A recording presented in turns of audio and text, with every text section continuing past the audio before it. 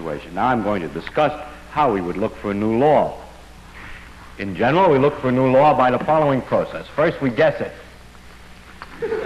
Then we well, don't laugh, that's really true. Then we compute the consequences of the guess to see what, if this is right, if this law that we guessed is right, we see what it would imply, and then we compare those computation results to nature, or we say compare to experiment or experience, compare it directly with observation to see if it works. If it disagrees with experiment, it's wrong. In that simple statement is the key to science. It doesn't make a difference how beautiful your guess is. It doesn't make a difference how smart you are who made the guess or what his name is. If it disagrees with experiment, it's wrong. That's all there is to it. It's therefore not unscientific to take a guess, although many people who are not in science think it is. For instance, I had a conversation about flying saucers some years ago with laymen. Because I'm scientific, I know all about flying saucers. So I said, I don't think there are flying saucers. So my antagonist said, is it impossible that there are flying saucers? Can you prove that it's impossible? I said, no, I can't prove it's impossible. It's just very unlikely. That, they say, you are very unscientific. If you can't prove it impossible, then how can you say it's likely, that it's unlikely? Well, that's the way, that is scientific. It is scientific only to say what's more likely and less likely, and not to be proving all the time possible and impossible. To define what I mean, I finally said to him, listen, I mean that from my knowledge of the world that I see around me, I think that it is much more likely that the reports of flying saucers are the results of the known irrational characteristics of terrestrial intelligence rather than the unknown rational efforts of extraterrestrial intelligence. It's just more likely, that's all. And it's a good guess. And we always try to guess the most likely explanation, keeping in the back of the mind the fact that if it doesn't work, then we must discuss the other possibilities. There was, for instance, for a while, a phenomenon called superconductivity. There still is the phenomenon, which is that metals conduct electricity without resistance at low temperatures, and it was not at first obvious that this was a consequence of the known laws with these particles, but it turns out that it has been thought through carefully enough, and it's seen, in fact, to be a consequence of known laws. There are other phenomena, such as extrasensory perception, which cannot be explained by this known knowledge of physics here, and it is interesting, however, that phenomenon has not been well established, and that we cannot guarantee that it's there. So if it could be demonstrated, of course that would prove that the physics is incomplete, and therefore it's extremely interesting to physicists, whether it's right or wrong, and many, many experiments exist which show it doesn't work. The same goes for astrological influences. If it were true that the stars could affect the day that it was good to go to the dentist, then, as in America we have that kind of astrology, then it would be wrong, the physics theory would be wrong, because there's no mechanism understandable in principle from these things that would make it go. And that's the reason that there's some skepticism among scientists with regard to those ideas. Now you see, of course, that with this method we can disprove any definite theory. If you have a definite theory, a real guess from which you can really compute consequences which could be compared to experiment, then in principle we can get rid of any theory. We can always prove any definite theory wrong. Notice, however, we never prove it right. Suppose that you invent a good guess, calculate the consequences, and discover that every consequence that you calculate agrees with experiment. The theory is then right? No, it is simply not proved wrong. Because in the future, there could be a wider range of experiments, you could compute a wider range of consequences, and you may discover then that the thing is wrong. That's why laws like Newton's laws for the motion of planets last such a long time.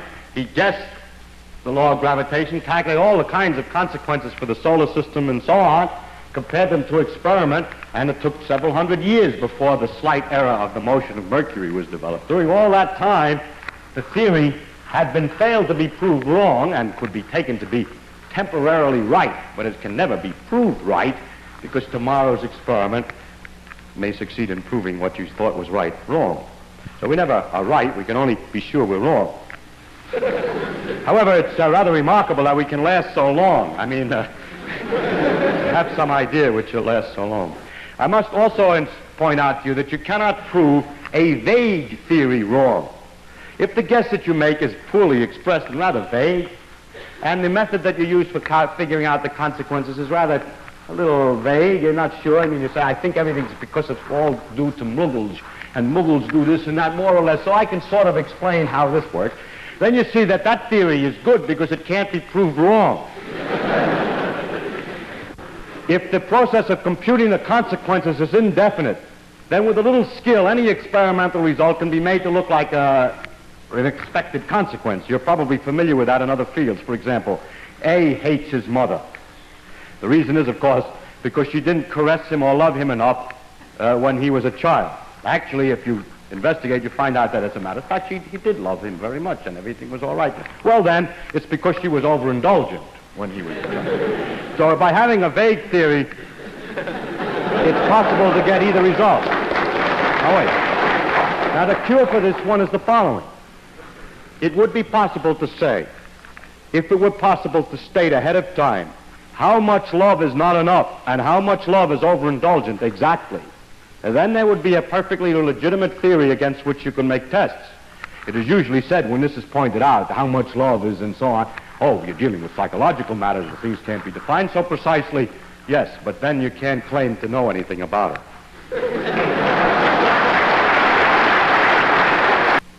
Now, I want to concentrate from now on, because I'm a theoretical physicist, I'm more delighted with this end of the problem, as to what goes or how do you make the guesses. Now, it's strictly, as I said before, not of any importance where the guess comes from. It's only important that it should agree with experiment, and that it should be definite as definite as possible. What you say then is very simple. We've set up a machine, a great computing machine, which has a random wheel in it that makes a succession of guesses, and each time it guesses a hypothesis about how nature should work, computes immediately the consequences, and makes a comparison to a list of experimental results that it has at the other end. In other words, guessing is a dumb man's job. Actually, it's quite the opposite, and I will try to explain why. The first problem is how to start. You see, I'll start with all the known principles, but the principles that are all known are inconsistent with each other, so something has to be removed. So we get a lot of letters from people. We're always getting letters from people who are insisting that we ought to make holes in our guesses as follows. You see, you make a hole to make room for a new guess. Somebody says to you, people always say space is continuous, but how do you know when you get to a small enough dimension that there really are enough points in between? It isn't just a lot of dots separated by little distances.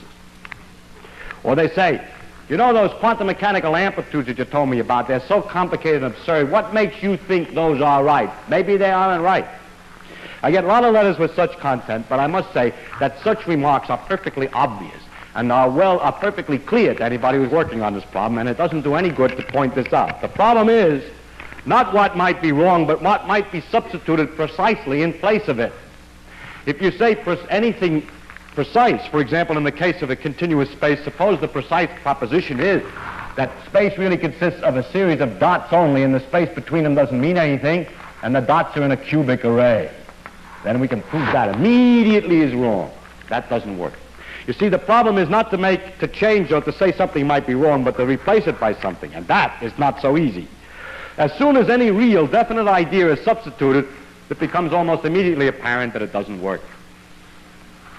Secondly, there's an infinite number of possibilities of these simple types.